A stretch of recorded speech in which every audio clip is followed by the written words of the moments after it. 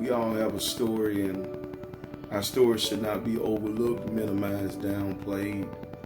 But we need somebody to pay attention to our story. Every experience in our life story, every experience that we've gone through should bring about a wealth of knowledge, wisdom, and understanding if we can somehow process it correctly and start to look at it the right way. My story includes all kinds of experiences like drug abuse, other sorts of addictions, and I'm hoping in a future segment or two that I'll get a chance to kind of talk about those different types of addictions that I've dealt with. I've dealt with depression. I've been involved in gang activity and all other kind of mischievous acts. When I really sat back to look at my story and what was included in my story, my experiences, all of the things that I did that were mischievous, it was because of the feeling of rejection that I dealt with as a child, a teenager, and even in the early years of my adulthood. As a child, I was never told by my father who I was and what I had the potential to become. So, like most men today, young men today, boys today, they go about, and I went about looking for those affirmations in other places, like in gangs and in drugs and substance abuse and all kinds of mischievous acts. But it was not until I met Jesus Christ that I really found out who I was and what I had the potential to become. Throughout my story, I learned what Philippians 4:13 is really saying when the Apostle Paul wrote that I can do all things through Christ who strengthens me. I took some time and even looked up my name, Benjamin, and it's a biblical name, and it means son of my right hand and son of my strength.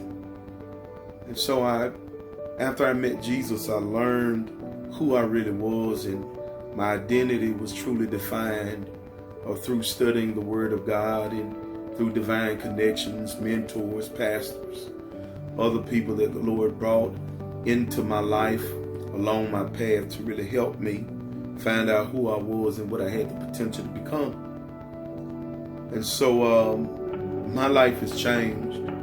God has given me the ability to overcome all kinds of pains and rejections of the past. God has given me the strength to accomplish great things, and it's evident in my life. I'm married. I have 2 beautiful kids.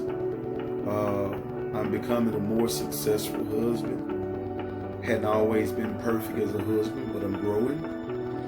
I've overcome some of the challenges that I faced, personal challenges, internal challenges, things that